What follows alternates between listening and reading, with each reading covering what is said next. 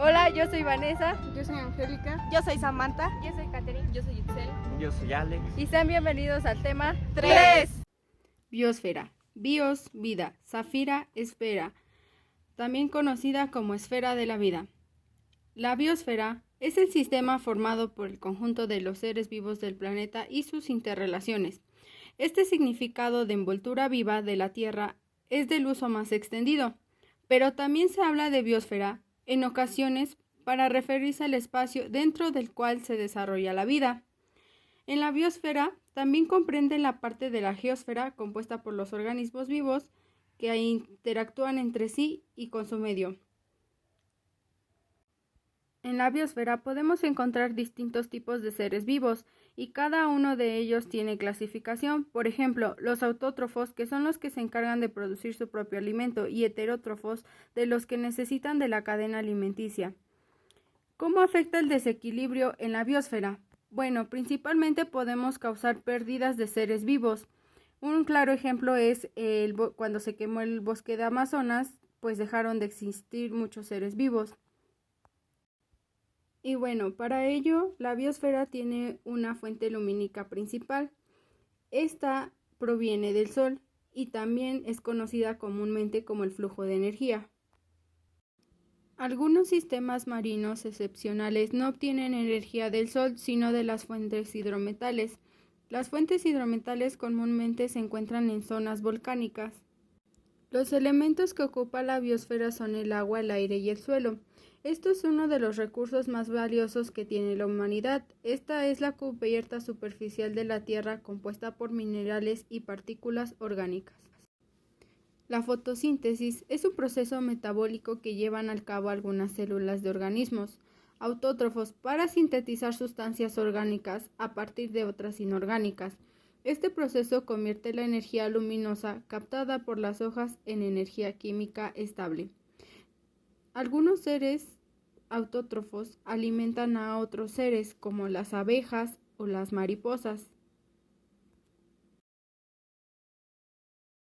La cadena alimenticia o cadena alimentaria se describe así el proceso de transferencia de sustancias nutritivas a través de las diferentes especies de una comunidad biológica, en la que cada una se alimenta del precedente y es alimento de la siguiente. Existen sistemas nacionales que se encargan de la conservación de la biosfera. Contribuyen a la conservación de los paisajes, de los ecosistemas naturales, de las especies y de la variación genética. En el desarrollo existe el económico, humano y sostenible sociocultural y ecológicamente amigable con el planeta. Dan apoyo a las investigaciones, al monitoreo, promueven la educación y el intercambio de las informaciones relacionadas con asuntos locales, nacionales y mundiales de conservación y desarrollo.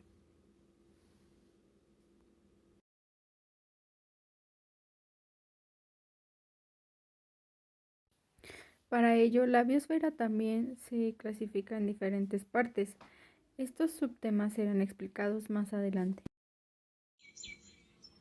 La biosfera es la parte del planeta formada por el conjunto de los seres vivos y sus relaciones entre ellos.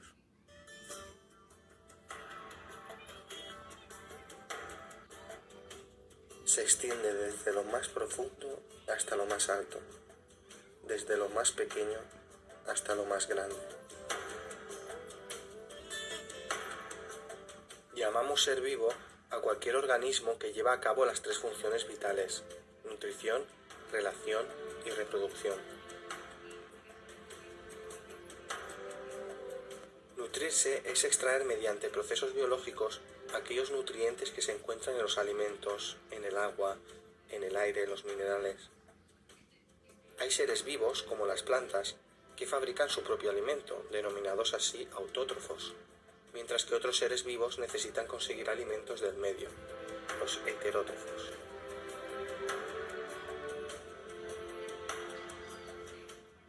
La función de relación consiste en la capacidad de recibir información del medio y poder reaccionar ante dicha información.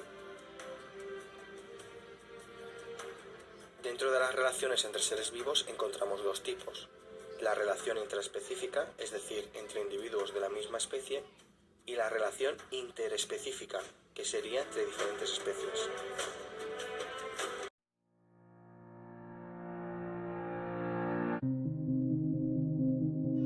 El agua es un recurso muy importante en nuestras vidas. Lo utilizamos no solamente en nuestros hogares y centros de trabajo, sino que además es imprescindible para la industria y la agricultura.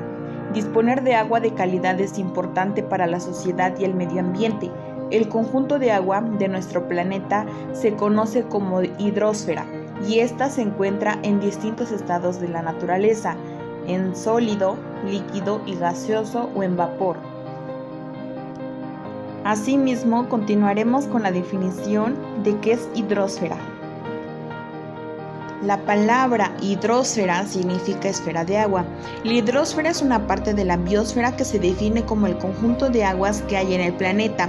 Esto incluye no solamente el agua de la superficie de los mares y océanos, ríos y lagos, sino también las aguas subterráneas, el hielo acumulado en los polos y las cadenas montañosas, además del agua que circula por la troposfera en forma de vapor.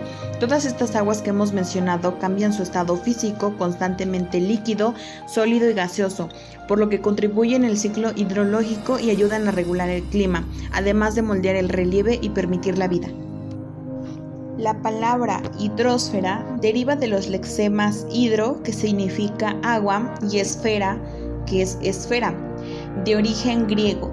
Por lo tanto, el significado de hidrosfera es de forma literal, es esfera de agua. Ya teniendo un poco de información sobre la hidrosfera, proseguimos con sus características, ya que una de ellas es que está en constante transformación fisioquímica.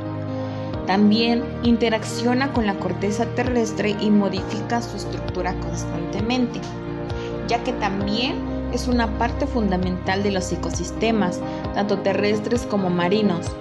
También es impredecible para todas las formas de vida de nosotros los seres humanos. También hay un solo pequeño porcentaje que es apto para su consumo humano y otras especies.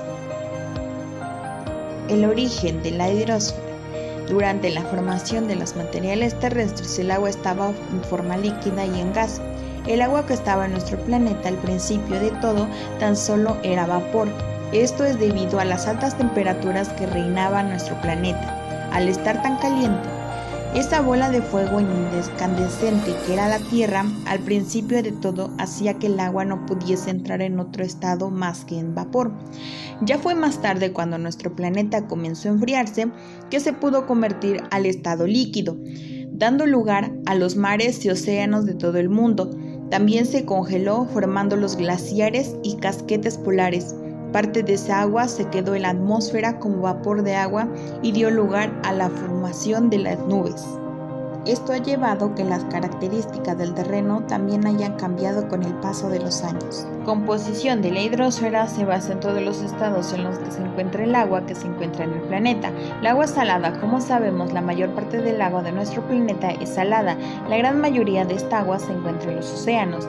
El agua dulce es mucho menos abundante que el agua salada y se encuentra distribuida por diferentes lugares. Los principales tipos de esta agua son agua superficial, agua glacial, agua subterránea y vapor de agua, atmosférico y partículas suspendidas. La criosfera. Esta es la parte congelada de la hidrosfera de la Tierra. La criosfera se considera también como una capa y está formada por el permafrost, el hielo de los glaciares, las banquisas y los icebergs. Su distribución es el 97.5% del agua en la Tierra que se encuentra en los océanos y mares de agua salada. Únicamente el restante 2.5% es agua dulce. Del total del agua dulce en el mundo, el 69% se encuentra en los polos y en las cumbres de las montañas más altas y se encuentran en un estado sólido. El 30% del agua dulce del mundial se encuentra en la humedad del suelo y en los acuíferos profundos. Solo el 1% del agua dulce en el mundo escurre por las cuencas hidrográficas en forma de arroyos y ríos y se depositan en lagos, lagunas y en otros cuerpos superficiales de agua y en acuíferos. El ciclo hidrológico es posible debido a unos procesos que hacen pasar el agua de unos comportamientos de la hidrosfera a otros, en algunos casos con cambio de estado incluido. Estos procesos son evaporación, evapotranspiración, condensación, precipitación, infiltración y escorrentía. Tanto el agua escorrentía como la infiltrada es el terreno agua subterránea. Se dirigen de vuelta al mar cerrado al ciclo. Para que se produzcan estos procesos es necesaria la energía del Sol. Produce la evaporación y evapotranspiración, y la fuerza de la gravedad causa precipitaciones, escorrentía y la infiltración. Litosfera. Es la parte exterior más rígida del planeta Tierra, que comprende la corteza terrestre y la porción del manto exterior, hasta la astenosfera, manteniendo un comportamiento elástico. El concepto de la litosfera como la capa exterior rígida de la Tierra fue desarrollado en 1914 por Joseph Barrel. El concepto se basó en la presencia de ciertas anomalías en la gravedad de la corteza continental, de las cuales se dedujo la idea de una capa externa más dura, llamada litosfera, por encima de una capa menos rígida y fluida, llamada astenosfera. La litosfera es la parte sólida y química inorgánica de la Tierra, que incluye la corteza y la porción de la superficie del manto superior, para un espesor total que varía entre los 70 a los 75 kilómetros en correspondencia de las cuencas oceánicas y los 110 a 113 kilómetros por debajo de los continentes. Está fragmentada en una serie de placas tectónicas o litosféricas, en cuyos márgenes se concentran fenómenos geológicos endógenos como el magnetismo, incluido el vulcanismo, la sismicidad y la orogenia. Las placas pueden ser oceánicas o mixtas, parcialmente cubiertas por la corteza de tipo continental. Las partes más antiguas de la litosfera continental esconden cratones, y allí la litosfera manto es más gruesa y menos densa de lo normal. Los 8 elementos más abundantes que forman parte de la litosfera se llaman elementos geoquímicos, los cuales son el oxígeno, el silicio, el aluminio, hierro, calcio, sodio, potasio y magnesio.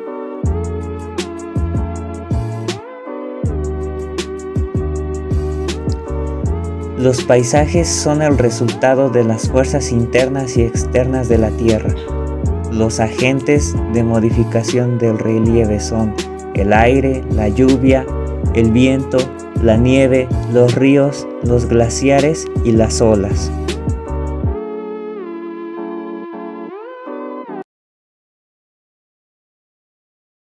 ¿Qué es la atmósfera? Es la esfera que engloba todas las capas gaseosas del planeta Tierra. Esta esfera es heterogénea y muy dinámica, ya que ocurren una multitud de reacciones y acontecimientos en su interior. Esto se debe a la gran variedad de cambios verticales y horizontales que se dan en sus parámetros, tanto físicos como químicos. Esta se encuentra delimitada entre la geósfera, hidrosfera y cuenta con un grosor promedio de 200 kilómetros de altura, en función de la proximidad del suelo. La atmósfera se divide en 5 capas principales: la troposfera, la estratosfera, la mesósfera, la ionosfera o termósfera y finalmente la exósfera, la más externa de todas. A continuación explicaremos cada una de ellas y empezaremos por la troposfera. La troposfera es la primera capa, la más cercana a la superficie, y por tanto es con la que más interactuamos. Su altura desde el nivel del mar es de 10 a 15 kilómetros. Para que tengamos una idea, la troposfera tiene la altura de alrededor de 10.000 personas adultas de pie, una encima de la otra. Solo en esta capa se desarrolla la vida, pues a medida que aumentamos en la altura, disminuye la temperatura y la cantidad de oxígeno disponible. Encima encontramos a la estratosfera, con unos 30 o 35 kilómetros de espesor. En esta capa se encuentra una barrera de gran valor para el desarrollo de la vida en la Tierra, la capa de ozono. Esta barrera permite que los rayos potencialmente dañinos provenientes del Sol no lleguen hasta nosotros. Si continuamos subiendo, encontramos la mesósfera, con 30 kilómetros de espesor. Aquí es donde la mayoría de los meteoritos que caen hacia la Tierra se desintegran dejando una estela que conocemos como estrella fugaz. La ionosfera está inmediatamente por encima con un espesor de entre 500 y 1000 kilómetros. En esta capa es donde se colocan los transbordadores espaciales y donde se generan las auroras boreales. La última capa de la atmósfera es la exosfera. Se caracteriza por ser menos densa, además de no tener un límite exacto desde la ionosfera hasta el espacio exterior. Por tanto, la atmósfera nos protege de los rayos del Sol perjudiciales como los rayos UVA y los UVB. También nos permite conservar la temperatura de la Tierra, gracias a los gases de efecto invernadero que hacen que el calor que llega a la Tierra desde el Sol no se pierda totalmente en el espacio, además de permitir que los seres vivos realicen sus funciones vitales, gracias a los gases como el oxígeno, nitrógeno o el dióxido de carbono. Hoy veremos los ciclos biogeoquímicos.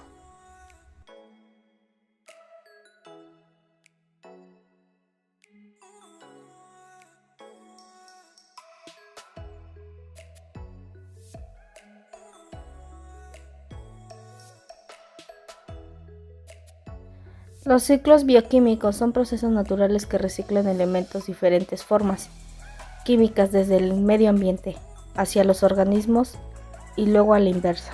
Agua, carbón, oxígeno, nitrógeno, fósforo y otros elementos recorren estos ciclos, no conectando los componentes vivos y no vivos de la Tierra. Pueden ser gaseosos, sedimentarios y mixtos. Ciclo del carbono. El ciclo del carbono a lo largo del plazo involucra más procesos de la litosfera, consciente en el desgaste y la erupción de las rocas que contienen carbono, la acumulación de la materia orgánica llena de carbono en los sedimentos, movimiento lento de estos sedimentos a través de los ciclos de la roca. Se puede dividir en las siguientes partes: producción, síntesis y fijado.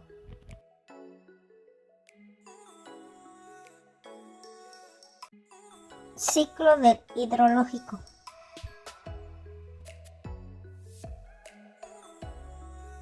Es la sucesión de etapas que atraviesa el agua al pasar de la tierra de la atmósfera y volver a la tierra. Evaporación del suelo, mar o aguas continentales. Condensación de nubes, precipitación, acumulación en el suelo o masas de agua y revaporación.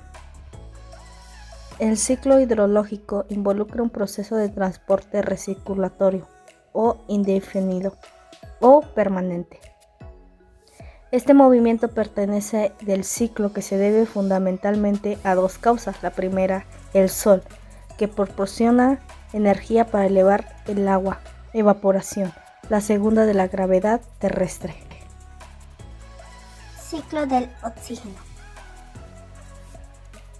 El ciclo del oxígeno es la circulación de elementos oxígeno en el interior y la superficie de la Tierra a través de procesos químicos, físicos, geológicos y biológicos. La importancia del ciclo del oxígeno radica imperceptiblemente qué es estos elementos para la vida en el planeta. ¿Cómo es el ciclo del oxígeno? En la respiración celular se reproduce el oxígeno para la reproducción de energía generándose dióxido de carbono, y en el proceso de la fotosíntesis se origina el oxígeno y la glucosa a partir del agua, dióxido de carbono, y la radiación solar. El oxígeno se halla en la atmósfera formada parte del aire.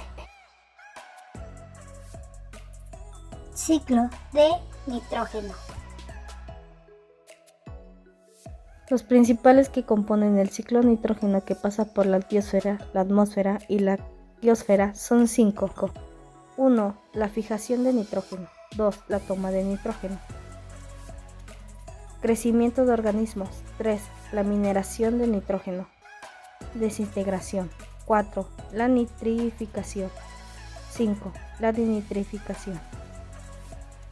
Los seres vivos requieren átomos de nitrógeno para la síntesis de moléculas orgánicas.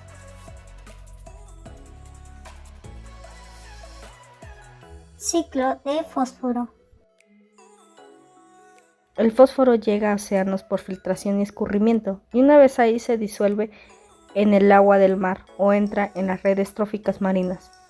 Parte del fósforo se humede hasta el suelo oceánico y se convierte en sedimento, el cual puede volver a la Tierra por levantamiento geológico. ¿Cómo se lleva a cabo el fósforo? Y en el suelo los descomponedores actúan sobre el crecimiento de animales volviendo a producir fosfatos. Biodiversidad. La biodiversidad es la variedad de seres vivos que existen en el planeta y las relaciones que establecen entre sí y con el medio ambiente que los rodea. Es el resultado de millones de años de evolución. Existen 3 tipos de biodiversidad, los cuales se mencionarán a continuación. La biodiversidad genética se puede referir a la variabilidad dentro de una misma especie y una entre las especies, que se manifiesta en las distintas razas, poblaciones o variedades que conforman una especie o la variedad que conforman las distintas especies, inclusive las que no son muy cercanas. Cada especie contiene una cantidad determinada de ADN que se manifiestan en unas estructuras llamadas cromosomas, que son altamente organizadas. Así, cada especie en este planeta contiene un número definido de cromosomas.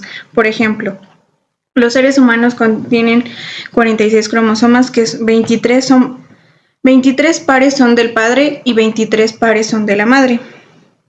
Pero cada cromosoma está conformado por unas estructuras aún más pequeñas que son los genes. Cada ser humano tiene aproximadamente 30.000 genes, que determinan el crecimiento, desarrollo y el funcionamiento de nuestros